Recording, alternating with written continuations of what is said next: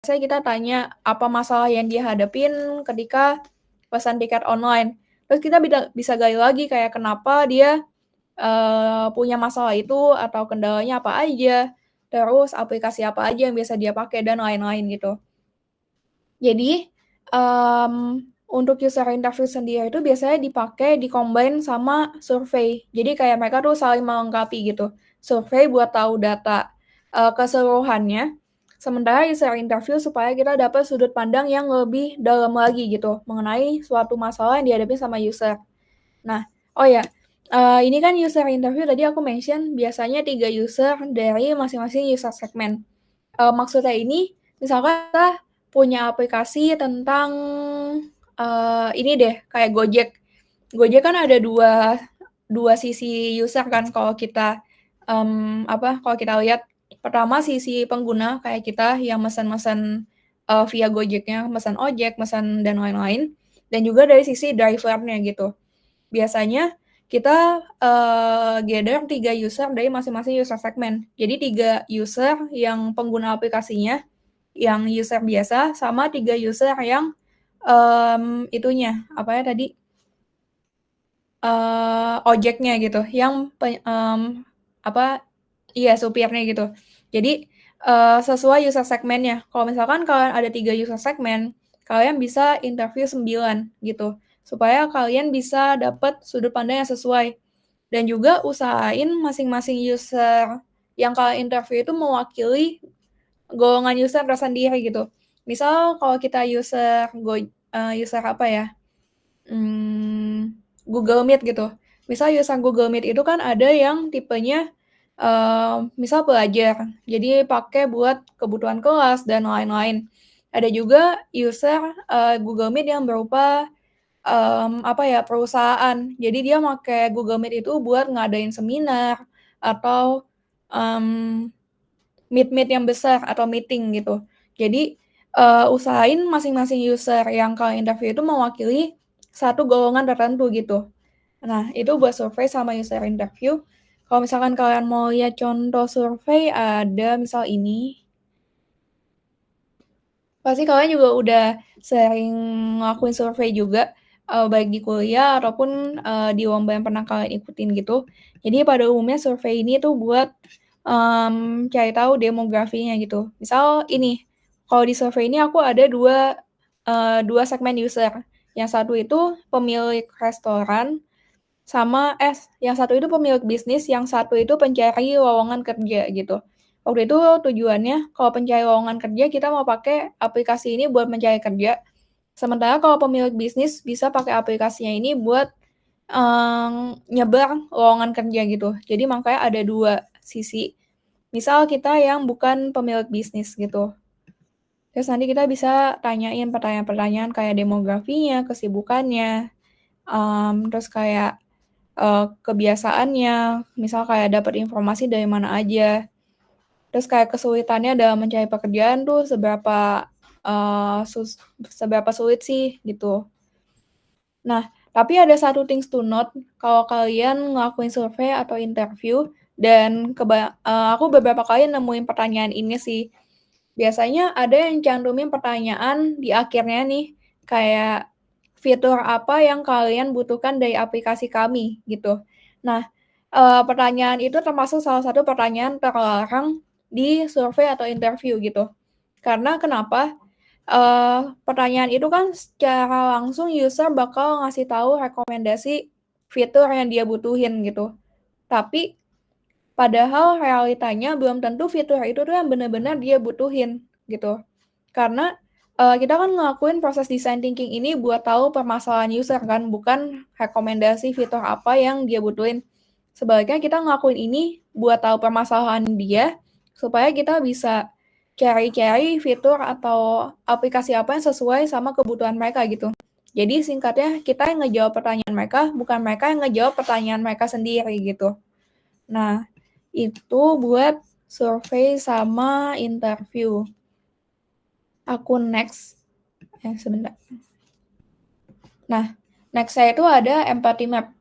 Empathy map ini biasanya dibikin pas kita udah ngelakuin survei sama user interview. Jadi, hal-hal apa aja yang dirasain sama user, kita bakal masukin nih di empathy map ini. Bikinnya sendiri tuh bisa di mana aja, bisa di Figma Jam, bisa di Miro, bisa di apa aja sih. Banyak banget tools-tools yang bisa dipakai gitu. Nah, empathy map ini kebagi jadi 4 bagian. Ada says, thinks, does, sama feels. Jadi kalau singkatnya, says itu tuh biasanya hal-hal apa aja yang diomongin sama user secara langsung. Biasanya di interview ataupun di survei juga bisa gitu. Jadi misal di sini ada user yang ngomong kayak I want something reliable gitu atau I was expecting something different. Jadi hal-hal yang langsung diutarain sama usernya gitu. Nah, yang kedua itu ada things. Things itu hal-hal apa aja yang user itu pikirkan gitu selama kayak ngejalanin experience tersebut. Misalkan selama mereka pakai aplikasi travel gitu, mereka ngerasa, "Oh, fitur ini kok kayaknya susah," atau, kayak pengalaman mereka pesen tiket online tuh mereka ngerasa, ya susah gitu, prosesnya ribet. Atau mereka bertanya-tanya juga, apa sih benefit yang bisa mereka dapat dari, proses itu gitu. Jadi ini terkait hal-hal apa aja yang mereka pikirkan. Nah, tapi mungkin konsep say sama things ini tuh kadang bisa agak ngebingungin, karena bisa aja apa yang, masuk di says, masuk di things, apa yang di things, masuk di says gitu. Bedanya apa? Kalau di things ini tuh bisa aja hal-hal yang secara nggak langsung user pikirin tanpa mereka omongin gitu. Jadi kadang di interview mereka mungkin nggak langsung ngomong kayak gitu, tapi mereka tuh ada kepikiran hal tersebut. Misal mereka pas, apa ya, pas mau mesen tiket, mereka bilang, apa ya, prosesnya tuh susah dan ngebingungin gitu. Jadi prosesnya lumayan lama pas mereka pesen tiketnya. Nah, itu kan mereka ngomongnya kayak gitu. Tapi, ada hal yang secara nggak langsung mereka pikirkan gitu. Misal, apa ya, mmm, kayak prosesnya itu, apa ya, rumit gitu atau hal-hal lain yang secara nggak langsung diomongin gitu. Nah, terus next-nya ada does sama feels. Kalau does itu hal-hal yang mereka lakuin, jadi nggak secara langsung mereka omongin tapi mereka lakuin gitu. Misal, buat, biasanya kita dapat kalau misalkan kita di pertanyaan interview kita tanya, biasanya kalau mau pesen tiket online tuh kemana?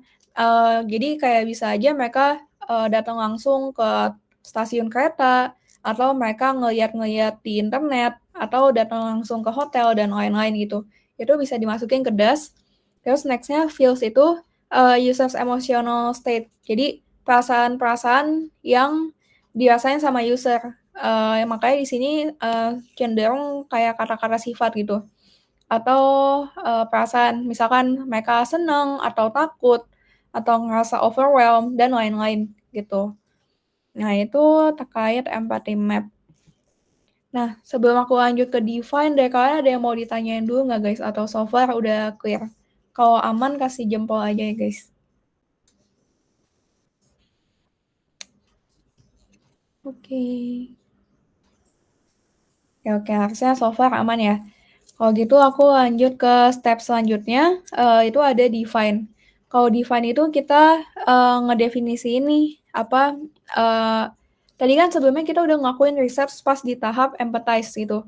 Nah, dari data-data yang kita dapat dari riset itu, kita pakai buat kita ngedefine problem kita gitu, berdasarkan kebutuhan user.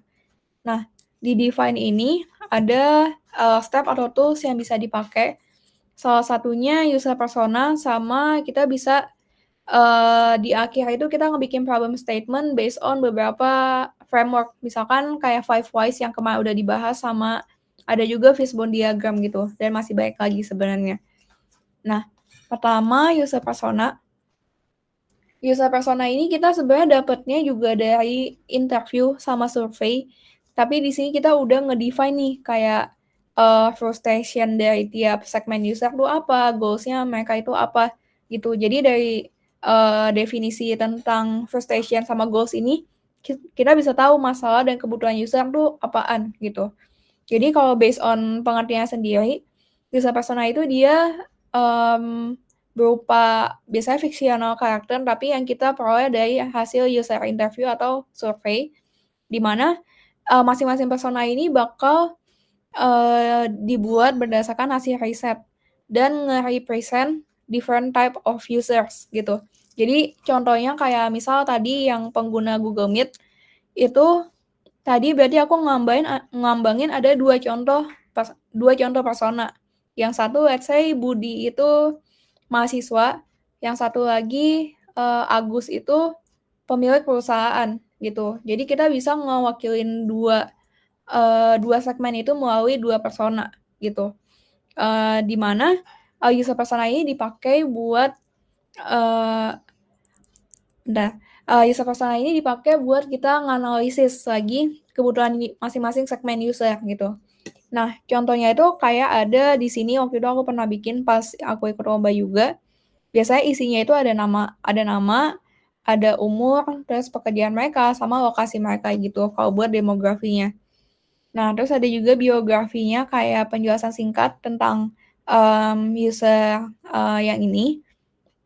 Terus yang wajib ada itu frustration sama goals.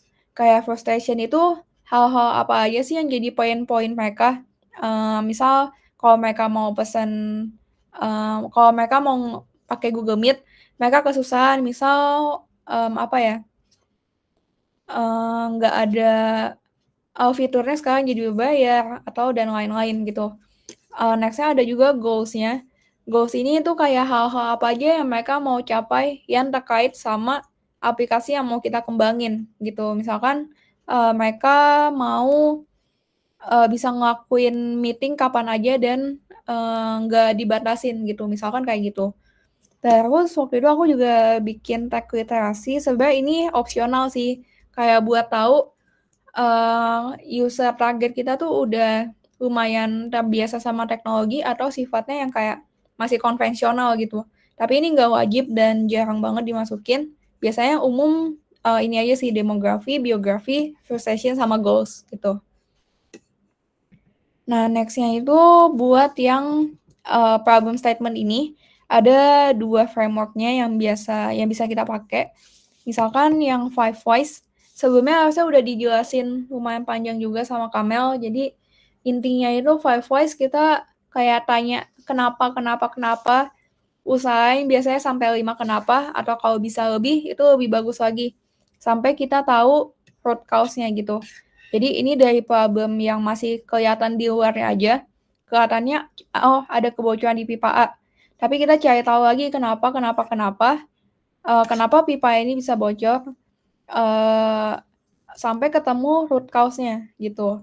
Nah, next-nya itu ada fishbone diagram. Sebenarnya ini juga mirip kayak five whys. Dia buat cari tahu root cause dari suatu masalah. Bedanya ini tuh kita bisa ketemu banyak banget root cause-nya gitu. Kayak let's say dari suatu problem, kita bisa analisis berdasarkan segmennya. Misal ada berdasarkan SDM-nya, berdasarkan mesinnya, material, dan juga metode-nya. Nanti kita bisa analisis lagi dari penyebab-penyebab lainnya. Dan dari cause ini kita bisa analisis sub cause-nya lagi gitu. Jadi kita ketemu masalah-masalah yang benar-benar sampai ke akarnya gitu. Nah, nanti dari masalah-masalah yang udah kita temuin pakai baik fishbone diagram atau user persona atau five whys ini, kita bisa bikin problem statement dari aplikasi yang mau kita kembangin gitu. Misalkan kalau kita mau ngembangin tadi apa ya, aplikasi travel online, bisa kita susun dalam bentuk satu kalimat yang udah ngewakilin semua permasalahan yang dihadapin gitu. Nggak harus satu kalimat. Kalau misalkan kalian nemu beberapa problem statement bisa 2 atau 3 kalimat gitu. Tapi biasa keep it simple dan juga udah ngeliputin semua gitu. Nah, itu buat problem statement dan juga step define. Next-nya ke tahap yang ketiga yaitu ideate. Nah, di ideate ini kita dari permasalahan yang udah kita temuin, udah kita define, kita coba, bikin-bikin, ide yang mungkin bisa ngejawab permasalahan itu gitu. Makanya ada beberapa framework atau tools yang bisa dipakai. Pertama itu affinity diagram sama, di sini ada juga tools sebenarnya jarang dipakai tapi sebenarnya bisa ngebantu banget gitu. Ada gamification octalysis framework. Nah, next-nya coba kita bahas. Oke, yang pertama yang affinity diagram dulu. Yang affinity diagram ini sebenarnya dia, apa ya, nggak ada patokan tertentu bikinnya kayak gimana, karena dia lumayan fleksibel gitu sih. Intinya, dia itu dipakai buat kita nge-list out ide-ide atau fakta-fakta atau hal apapun yang kita temuin. Misalkan kita pakai Figjam gitu, Figma Jam. Kita bikin nih banyak sticky notes isinya tentang ide-ide kita ataupun data-data atau masalah yang, ditemuin gitu, kita taruh aja bentuknya masih ngacak gitu. Nanti dari ide-ide dan juga sticky notes yang udah kita buat ini, kita, kelompokin nih berdasarkan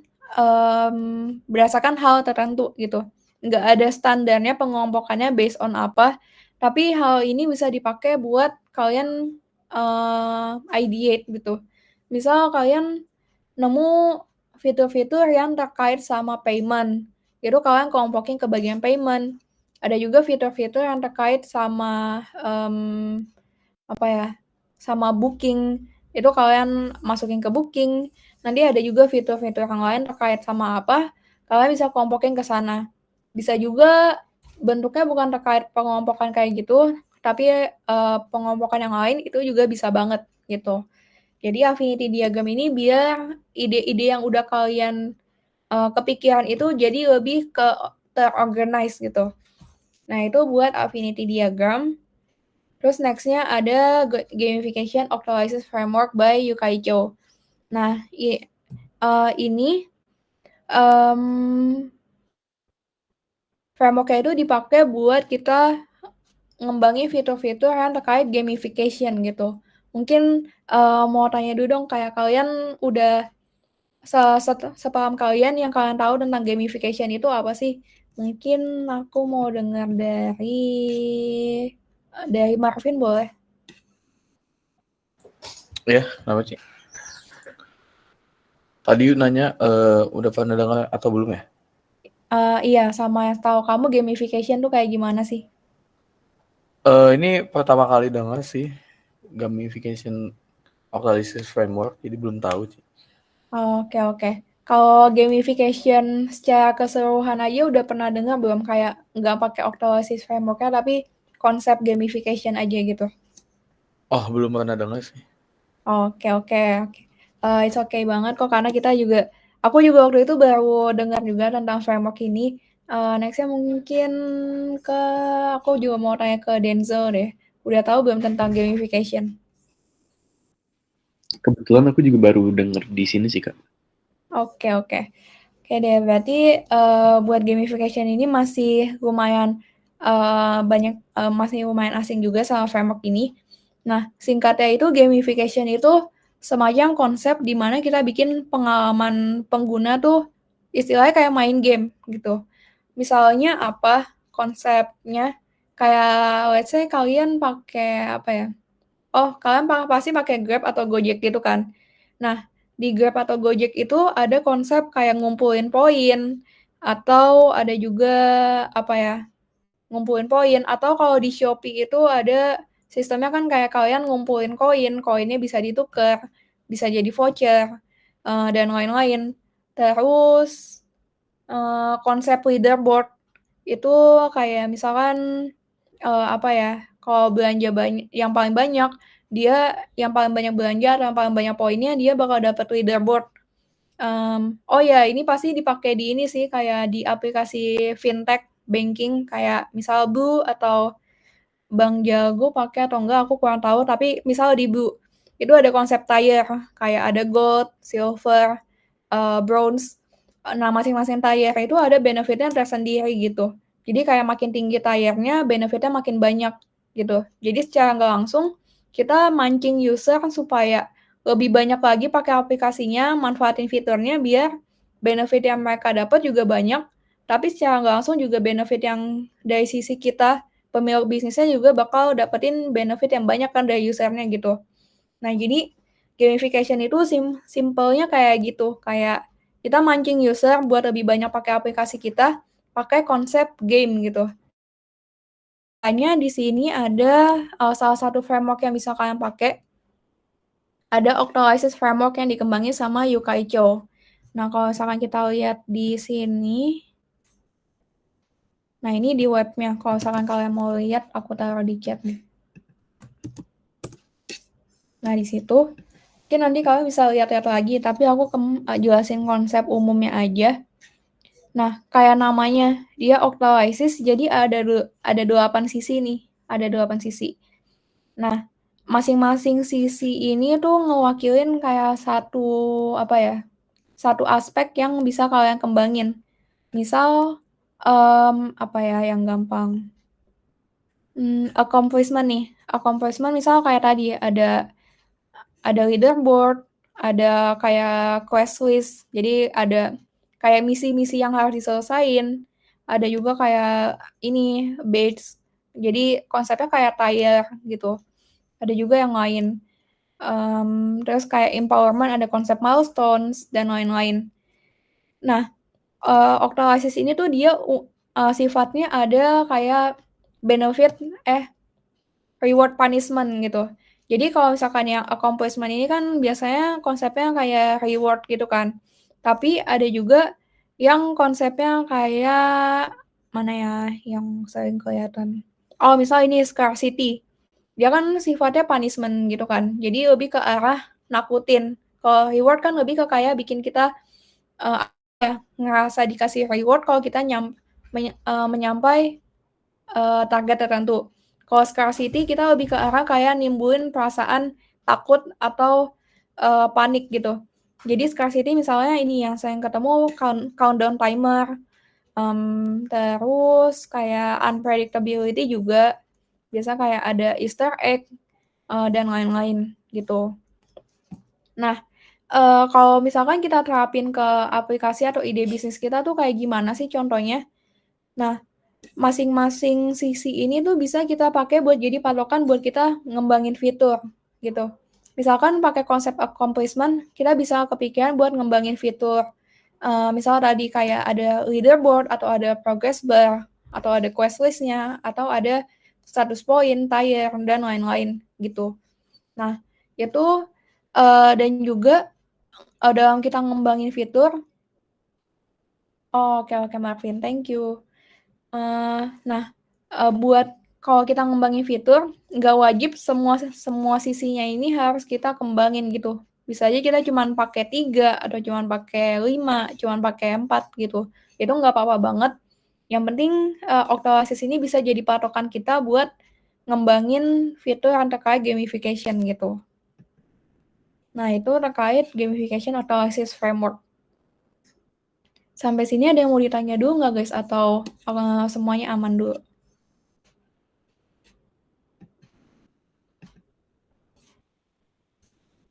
Oke, masih aman ya harusnya. Oke, aku lanjut dulu. Next-nya ke prototype. Sebenarnya kalau di lomba BIC itu emang lebih fokusnya ke sisi bisnisnya biasanya. Kayak yang lebih ditekenin kayak pengembangan BMC-nya, MVP, terus kayak perhitungan cost, timeline, dan lain-lain. Tapi nggak sedikit juga lomba BIC yang kita diminta bikin prototype-nya gitu. Jadi kita ketahuan hasil akhir dari bisnis tech yang kita kembangin tuh kayak gimana gitu. Tapi emang penilaiannya nggak bakal seribet UI UX. Tapi komponen prototype ini tuh masih dipertimbangin di lomba-lomba BIC gitu. Makanya nggak ada salahnya banget kalian juga belajar dari sisi gimana bikin desain yang baik, terus kayak desain yang bagus tuh kayak gimana sih, dan juga prototype yang bagus tuh kayak gimana gitu. Nah, untuk prototype sendiri itu biasanya yang kita gunain itu mainly tools-nya bisa pakai Figma. Kalau untuk hal yang kita kembangin, biasanya kita bisa kembangin dulu dari wireframe-nya. Kalau kalian mau kayak bener-bener konsepin gitu layout-nya kayak gimana, kira-kira tampilannya kayak gimana. Jadi nanti tinggal ngembangin high fidelity-nya aja. Misal kayak gini. Nah, tapi sebenarnya kalau di lomba-lomba BIC kebanyakan nggak diminta dari wireframe dulu sih, langsung kayak high fidelity-nya aja. Cuman wireframe ini ngebantu banget sih, jadi kalian seenggaknya udah ada gambaran umumnya aplikasinya mau kayak gimana, nanti tinggal kembangin yang high fidelity-nya kayak gimana gitu. Nah, itu buat prototype. Dan terakhir itu ada tes. Tes ini buat pastinya kita mau nguji kan, aplikasi yang udah kita kembangin itu tuh sesuai kebutuhan user atau enggak sih, gitu. Makanya proses yang paling umum dipakai itu ada usability testing. Sebenarnya masih ada testing-testing yang lain, misal kayak A/B testing dan lain-lain, tapi yang paling kepakai itu, usability testing gitu. Nah, usability testing itu prosesnya kayak gimana sih? Mungkin awal-awal aku juga bingung banget kayak cara mau ngetes aplikasi itu kayak gimana gitu. Nah, tapi pas aku udah, coba tanya-tanya, terus kayak ikut lomba dan tanya-tanya temen yang udah punya pengalaman di UI UX atau BIC gitu, biasanya usability testing itu, kan kita lakuin pas aplikasinya udah jadi gitu. Tapi nggak menutup kemungkinan abis kita testing, bakal kita perbaikin lagi, dan seterusnya gitu. Nah, di usability testing ini biasanya kita udah ngebikin kayak case-nya gitu. Misal, ini deh, gampangnya kayak tadi, kita bikin aplikasi online travel gitu. Nah, buat aplikasi online travel itu let's say kita ada 2 use case utama. Ya 2 use case utama dulu deh. Pertama login, authentication, sama yang kedua itu kita mau mesen hotel gitu. Nah, kita bakal bikin 2 case gitu. Biasanya aku bikinnya berupa kayak semacam cerita gitu sih. Let's say buat kita ngelakuin case pertama, kita interview 1 orang dan kita kasih prototype-nya. Biasanya kita share link Figma-nya gitu, terus nanti kita minta nih, mereka kita bacain case yang pertama, terus minta mereka ngelakuin sesuai instruksi kita gitu. Jadi let's say, coba, buka aplikasi, lalu, lakukan login hingga ke tampilan halaman utama gitu. Misal kayak gitu. Nah, nanti kalau dia udah, kita lanjut ke case yang kedua gitu. Nah, nanti kita, sambil amatin, dia ada ngalamin, kesulitan atau hambatan di step yang mana, tapi usahain kita jangan kasih petunjuk apa-apa selama testing ini gitu. Biar user sendiri yang, cari tahu posisi aplikasi kita tuh ada di mana gitu tombolnya, gitu. Nah, itu buat usability testing. Nantinya abis udah kita ngelakuin testing, biasanya juga umumnya sih ke 3 user sih biasanya. Nanti kita juga ngelakuin hal-hal mana aja yang masih kurang, kita perbaikin. Nah, hasil perbaikan itu tuh bisa jadi, kayak bukti kalau kita udah ngelakuin perbaikan sesuai kebutuhan user gitu. Nah, itu buat tahap usability testing. Selain itu ada juga A/B testing, singkatnya sih dia kayak namanya A/B gitu. Jadi kita, ngasih let's say kita ada bikin tampilan halaman home, tapi ada 2 opsi gitu. Yang satu misal, kayak navbar-nya di bawah, yang satu navbar-nya di kiri. Kita kasih tunjuk ke beberapa user, nah nanti ketahuan nih kebanyakan user tuh lebih cocok sama tampilan yang mana gitu. Nanti ngebuktiin kalau misalkan dari 2 tampilan itu, tampilan yang let's say yang B ini yang lebih diminatin sama mayoritas target user kita gitu. Nah, itu konsep singkat A/B testing gitu sih. Nah, oke, next-nya aku, sebenarnya sampai design thinking segini aja sih. Next-nya mungkin bakal dilanjut sama Kamel, tapi sebelum dilanjut sama Kamel ada yang, mau kalian tanya dulu nggak tentang design thinking, guys? Atau aman?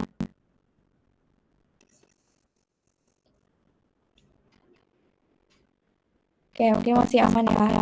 Kalau gitu next-nya bakal dilanjut ke Kamel ya. Okay, thank you, Nat. Di next-nya aku share screen dulu ya.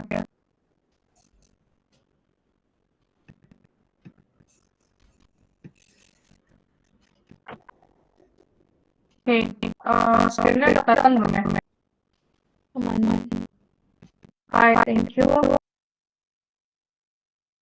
thank you duration. Ya, jadi next itu tentang lean startup. Nah, kemarin ini udah sempat dijelasin juga sama Nat secara singkat. Paling next-nya aku pengen jelasin sekalian tentang apa itu lean startup, terus kenapa ini dibahas gitu ya, kenapa ini jadi materi yang berhubungan sama lomba bisnis ICCase gitu. Nah, jadi kalau bisnis ICCase itu kan mostly end product-nya itu aplikasi ya. Kalau nggak aplikasi itu bisnis plan-nya, tapi bisnis plan ini kan menjelaskan tentang end product yang berdasarkan teknologi gitu. Nah, makanya kenapa lean startup ini cocok gitu untuk diterapin di persiapan paper atau result dari lomba BIC gitu. Nah, jadi untuk lean startup ini dia itu digunain karena dia bisa meminimalisirkan total waktu yang digunakan untuk menghasilkan satu produk yang sampai launching gitu ya. Dari loop-nya ini gitu, loop-nya yang simple. Nah, secara singkat prosesnya ini itu bisa dimulai dari ideation atau dari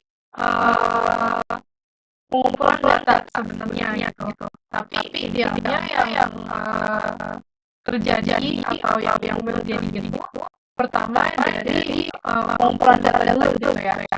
Kenapa aku bilang dari pengumpulan data dulu? Karena dari kayak kita melakukan riset, kemudian kita pelajari dari risetnya, setelah itu dari hasil riset tersebut kita mulai melakukan ideation gitu untuk membuat sebuah produk gitu. Nah, sama buatannya pasti akan terjadi kayak iteration gitu ya. Iteration itu kayak proses produknya gitu. Nah, dari situ nanti membentuk sebuah produk, dan dari produk ini nantinya akan di charger ya, dia apa produk ini sudah sesuai belum, apakah ada bug, error dan sebagainya gitu. Udah memenuhi standar kriteria belum memenuhi gitu. Nah, dari situ nanti dikumpulin data lagi dan dipelajari lagi. Makanya kenapa siklus ini terus berputar kayak gitu. Nah, next-nya Nah, jadi untuk lean startup ini hal-hal yang perlu diperhatikan itu yang pertama adalah produk atau layanan yang kalian itu cocok gitu di market gitu, fit di market gitu. Nah, kenapa kayak gitu? Karena kalau misalnya produk yang kalian buat sebab produk kalian lulus oke apapun produk kalian, tapi kalau kalian ada yang kaya ya akan saja premium pada kan sebuah produk dibuat itu untuk solusi skala dan untuk hasil uang kan gitu. Nextnya rasa setting whether you know or not. Nah, jadi dalam startup ini salah satu hal yang dipercayai adalah kenapa dia siklusnya berputar terus gitu, karena ada temuan baru gitu ya, entah itu dari hasil risetnya atau dari hasil tes produknya, market dan sebagainya gitu. Hanya perlu untuk melakukan tes untuk hal-hal yang kita tahu gagal di dalam buat-buatannya gitu. Nextnya model customer feedback means more data and more successful product atau sales outcome gitu. Jadi dalam membuat produk gitu ya, ini benar-benar pakai banget waktu bikin proposal untuk bisnis plan atau lomba apapun itu gitu.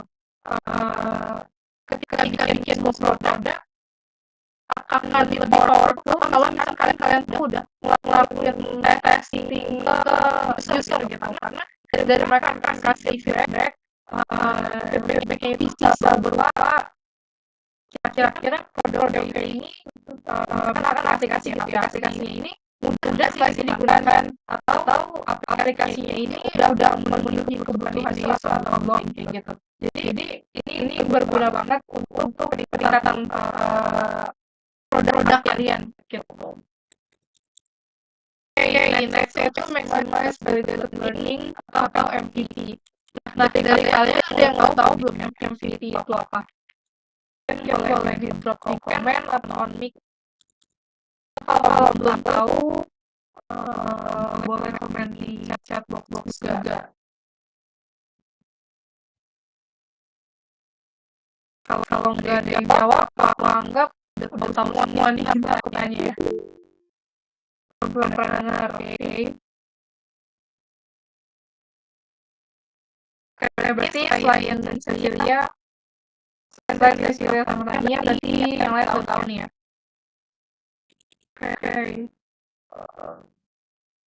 Dari Wiwi, Wiwi udah tahu belum? MVP itu apa? Udah pernah dengar belum?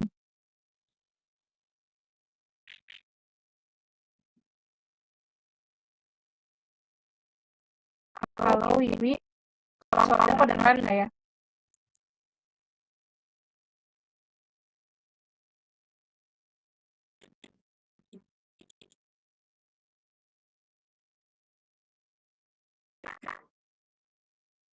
Halo, Wiwi.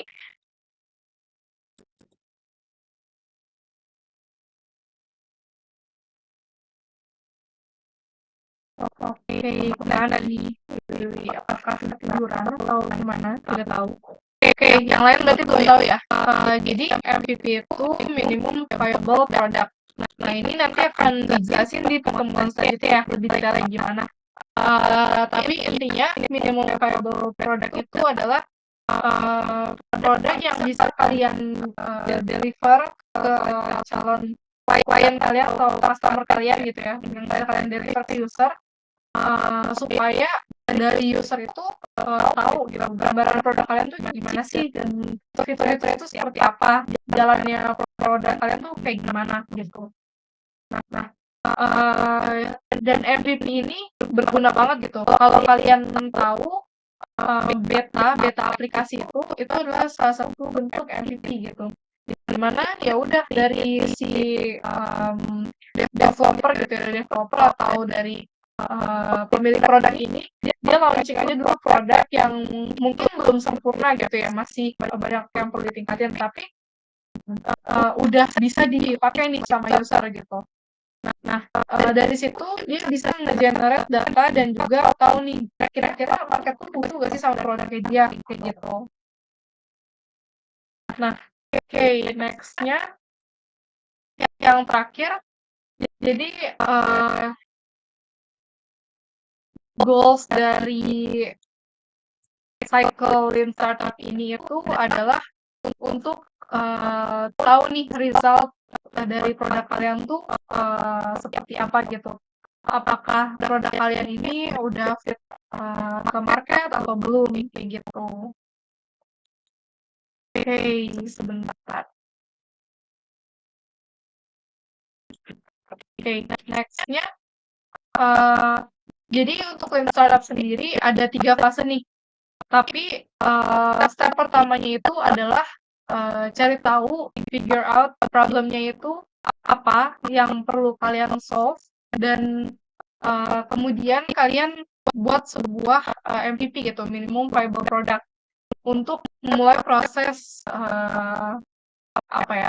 untuk memulai proses pembelajaran yang berulang-ulang atau iteration learning gitu, supaya nanti bisa kalian validasi nih gitu produk kalian ini seperti apa. Nah, yang pertama itu adalah problem or solution fit yang tadi aku udah sempat jelasin. Jadi di fase ini kalian ngelakuin customer discovery gitu, di mana kalian cari tahu nih target market kalian siapa sih yang tadi dijelasin sama Nat dari user personanya. Target market kalian nih siapa? Terus problem yang mereka rasain tuh apa? Solusi yang kalian tawarin apa? Kayak gitu. Nah, karena kalau misalkan kalian ngelewatin fase ini, otomatis produk yang kalian hasilin itu jatuhnya subjektif gitu ya. Bisa jadi orang-orang tuh sebenarnya nggak butuh sama produk kalian. Gitu. Next-nya, product or market fit. Nah, di sini kalian ngelakuin validasi nih gitu ke customer terkait produk kalian gitu. Nah, yang terakhir scale. Di sini di fase ini kalian ngebangun kedekatan dengan customer gitu dari sisi marketing dan sebagainya. Jadi kalian bisa memperluas nih kayak aplikasi kalian ini dengan target awal kalian kira-kira udah sesuai atau belum dan gimana caranya produk kalian ini bisa dijangkau sama banyak orang gitu, melebihi target yang awalnya udah kalian tentuin gitu. Jadi di sini kalian juga selain ngebangun brand brand atau produk kalian juga ngebangun kepercayaannya gitu dari customer gitu. Jadi ketika nanti kalian udah launch produk ini, kalian udah punya customer-nya nih gitu. Kalian udah punya user yang ngegunain produk kalian kayak gitu. Oke, next-nya. Nah, balik lagi ke lingkaran ini ya, ke cycle dari Lean Startup ini. Jadi yang pertama itu adalah learn faster gitu. Nah, learn faster ini ada di fase data dan learn gitu. Dimana kalian ngumpulin data dari customer interview, terus juga kalian ngelakuin customer development, terus tadi 5 whys yang dijelasin sama Natasha, sama customer advisory board. Nah, ini tuh apa? Customer advisory board itu adalah kalau untuk di perusahaan-perusahaan besar gitu ya, mereka itu punya customer yang dia ini umumnya adalah C-level gitu atau manajemen level ke atas. Nah, mereka-mereka ini akan ngelakuin analisis yang lebih dalam gitu ya. Dan nantinya mereka akan kasih feedback nih ke produk kita gitu. Atau mereka akan kasih saran produknya bisa tambahin fitur ini nih, fitur itu gitu. Nah, mereka-mereka ini adalah orang-orang yang menggunakan produk kita kayak gitu. Jadi misalkan contoh di company aku sekarang itu kan aku IT company dan aku fokusnya di cloud gitu ya, di cloud sama security. Nah, customer-customer-nya ini misalkan let's say Telkomsel atau Kabento gitu ya. Mereka ngegunain cloud di company aku.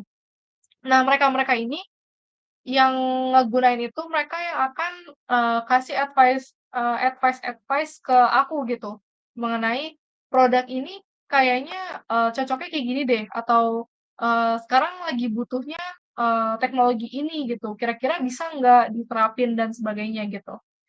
Nah, kalau untuk startup atau kayak newcomers apps gitu ya, atau buat kalian yang ketika bikin bisnis plan, orang-orang ini didapetin dari ya bisa dimulai dari orang terdekat kalian dulu gitu, di mana kalian bisa ngelakuin customer interview dan sebagainya, kayak gitu yang udah pernah aku jelasin juga. Nah, sebenarnya di fase ini masih banyak lagi yang bisa kalian lakuin, tapi menurut aku yang cocok untuk pembuatan proposal atau bisnis plan 4 ini gitu ya, 4 hal ini gitu. Nah, kalau misalkan kalian mau tahu lebih lanjut, boleh cari-cari di internet. Penjelasannya cukup banyak gitu ya. Nah, paling aku next. Selanjutnya ini Codecaster. Oke, nah untuk Codecaster ini ada di bagian idea sampai build gitu. Di mana di tahap ini kalian ngelakuin unit testing, terus usability testing, terus juga continuous integration sama incremental deployment. Yang tadi aku sempat mention juga, di fase ini kalian akan ngelakuin iteration dari proses pembuatannya gitu ya, dari proses codingnya atau sampai kalian itu udah jadi nih gitu, udah jadi aplikasinya atau website-nya gitu. Nah, terus next-nya kalian ngelakuin testing gitu untuk ngecek apakah ini udah oke atau belum gitu, ada bug-nya kah, ada error-nya kah, kayak gitu. Oke, nah terus, dari, eee, unit testing atau user testing yang dilakuin itu, kalian bisa dapat feedback juga gitu dari, user-user yang ngegunainnya. Nah, di situ kalian bisa ngelakuin pengembangan lagi, kayak gitu. Nah, tapi untuk yang Codefester ini lebih ke arah kalau misalkan kalian, bisnis plan-nya sebatas, sampai prototype aja, nah itu bisa berupa wireframe yang tadi udah dijelasin juga, atau high fidelity design-nya gitu. Tapi kalau misalkan kalian ikut lombanya yang sejenis hackathon atau lomba-lomba lain gitu ya, yang, ada aplikasi atau website jadinya gitu. Nah, ini masuk ke bagian situ. Oke, next-nya yang terakhir measure faster. Nah, untuk step ini ada di bagian, produk sampai ke measure gitu. Nah, kenapa kayak gitu, dari produk yang udah jadi nih, dari produk yang udah kalian buat dan udah jadi, selanjutnya kalian ngelakuin analisa gitu, analisa dan, juga, kalian monitoring gitu. Baik dari sisi, search engine marketing-nya misalkan. Jadi supaya, produk ini, mmm, lebih meluas gitu jangkauannya, scale-nya lebih meluas kayak gitu. Dan dari data yang didapetin ini nantinya akan masuk lagi ke fase yang tadi lagi, ke fase learn gitu ya. Jadi, fasenya akan muter-muter terus kayak gitu. Nah, paling dari aku udah segitu aja tentang Lean Startup, karena basically, design thinking sama Lean Startup itu, step-nya sama ya sebenarnya gitu, pada dasarnya sama, cuma balik lagi, ini tuh dikombinasiin gitu supaya kalian bisa, bener-bener ngehasilin sebuah produk atau sebuah solusi yang terbaik lah gitu untuk di-deliver ke market, kayak gitu. Nah, sebenarnya lagi, ini nggak terlalu penting lah untuk bisnis plan atau lomba BIC gitu ya. Tapi ketika nanti kalian mau bikin startup, mmm, ada yang namanya Scrum kalau kalian familiar. Scrum itu, metodologi gitu, di mana Scrum itu sendiri, juga sama gitu tahapannya kayak yang ada di design thinking sama di Lean Startup. Nah, kenapa mereka itu berhubungan, karena design thinking sama Lean Startup itu, ibaratnya apa ya, melengkapi atau jadi blueprint dari si Scrum-nya, kayak gitu. Nah, paling dari aku segitu aja, dari kalian ada yang mau ditanyain nggak ya?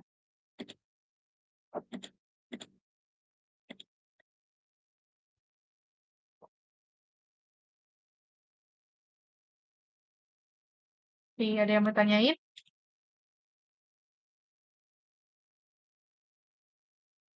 Paling aku tunggu sampai 50 kali ya.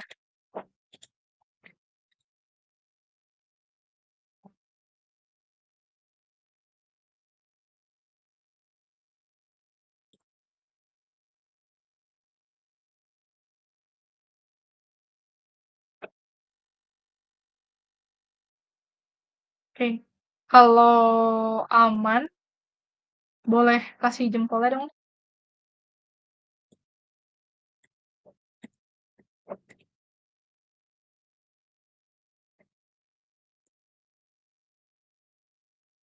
Oke, jadi aku tanya, oke, baru muncul. Oke, oke, delay berarti ya. Oke, oke. Dari Wiwi sama Denzel gimana nih? Udah paham kah atau ada yang mau ditanyain?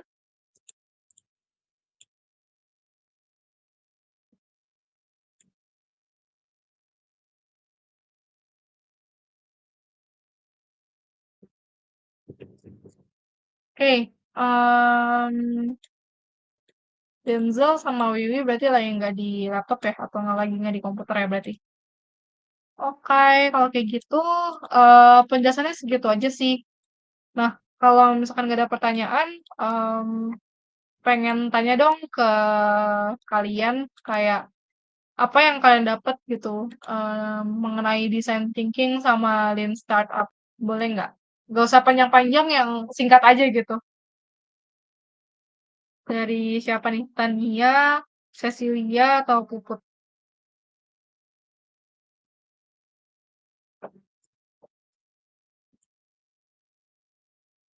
Oke, kalau mau nggak ada yang mau coba, aku spin wheel lah ya.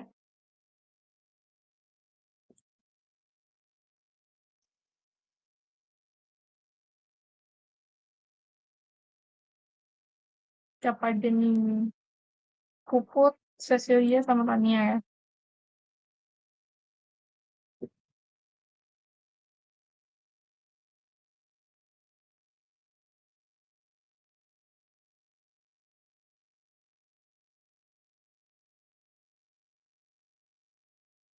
Oke, screen aku udah kelihatan kah?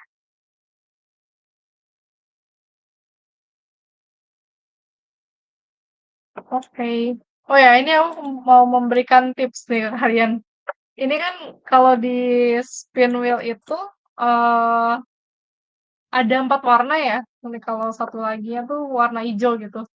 Nah, jadi kalau misalkan sebenarnya entah kenapa gitu ya, yang sering ke pick itu warna biru gitu. Jadi kalau misalkan kalian di spin wheel gitu ya, ya lumayan bisa ketebak lah gitu. Biasanya yang ke pick itu warna biru duluan gitu. Oke. Screen aku itu meh. Bentar, bentar. Apa nih?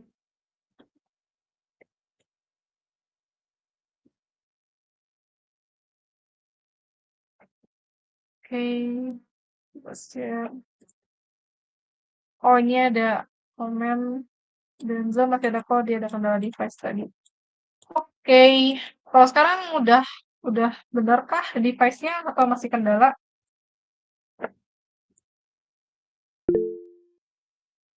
Udah. Oke. Oke.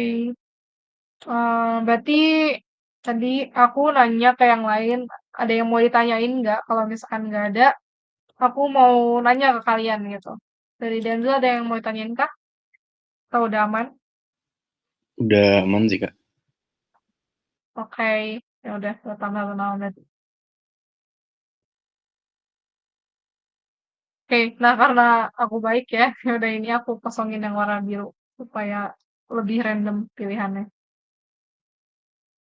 Oke, ya jadi ada Denzel yang biru. Coba lah ya. Ya udah, kita coba aja. Oke, terus start ya.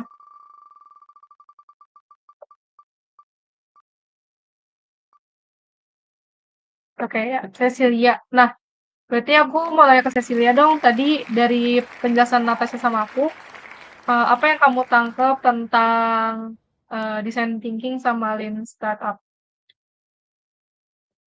Oke, kalau dari apa yang aku tangkep, dua-duanya itu penting sih. Maksudnya ketika kita mau lomba ataupun mau bikin startup nanti ke depannya, dua komponen itu penting karena kalau kita nggak pakai si design thinking itu, kita nggak akan bisa ngeciptain sesuatu yang kreatif. Tapi kalau misalnya kita nggak pakai si lean startup itu di dalam perlombaan kita atau startup kita nggak akan bisa bikin sesuatu yang relevan sama klien kita atau customer kita gitu. Jadi dua-duanya tuh penting untuk bikin bisnis ideas kita tuh jadi lebih more relevant tapi more authentic gitu loh. Gitu sih kalau yang aku dapat. Oke, nice jawabannya. Oke, thank you Cecilia. Nah, ya benar ya jawabannya kurang lebih dari yang penjelasan aku sama Nat itu udah terangkum gitu. Oke, nah kalau kayak gitu berarti harusnya materi udah selesai, tapi sebentar aku mau ngecek sesuatu. Nah, sambil aku ngecek, ini ada form yang kalian boleh coba isi. Jadi Ini formnya singkat kok. Aku pengen tahu aja gitu dari penjelasan pertemuan ini, dari kalian ada feedback kah atau ada saran gitu? Kayak misalkan, cuma materi doang nih gitu, apakah butuh, hal lain gitu yang supaya kalian juga, mmm, lebih paham gitu? Atau ekspektasi kalian, apa gitu? Kayak contohnya, misalkan dari pembelajaran BIS ini kalian harapannya apa gitu, mau pelajarin apa supaya, di next session aku sama Nat bisa, insert juga gitu kebutuhan kalian, gitu. Karena kan kayak tadi, siapa ya tadi, si yang udah leave tadi, dia kan lagi ikut ini ya, oh Rafael, sorry. Rafael kan lagi itu ya, ikut lomba juga gitu, atau mungkin kalian yang mau ikut lomba juga, terus kalian udah baca nih kayak, guidebook-nya tuh kayak gimana gitu, ketentuannya tuh kayak gimana dan, butuh bantuan atau arahan dari kita, nah itu boleh banget gitu di-drop. Nah itu formnya ya, boleh sambil diisi, terus aku mau make sure sesuatu. Oke. Nah, jadi di next session itu aku akan bahas sama Nat tentang, prototype, DMC, sama MVP gitu. Nah, dari kalian harusnya juga udah pada dapet ini ya, mata kuliah Entre gitu, atau misalkan yang belum juga nggak apa-apa. Aku pengen ini dong, minta kalian buat bikin, 1 BMC, Business Model Canvas, yang, bebas perusahaannya apa, kalian tentuin sendiri aja, mau itu startup, mau itu company yang udah besar gitu. Mmm, Terserah kalian kalau misalkan gini, kalian bikin sendiri, aku harapannya kalian bikin sendiri supaya kalian bener-bener ngerti gitu, maksud dari setiap ininya, setiap part-nya kayak gitu. Tapi kalau misalkan kalian mau ngambil dari Google juga it's okay gitu, yang penting kalian ngerti gitu. Nanti, 1 atau 2 orang lah mungkin coba present tentang BMC yang udah dibuat gitu, atau yang udah diambil dari Google, gitu. Paling gitu aja sih. Dari Nat ada tambahan nggak, Nat? Aman. Oke, aman ya?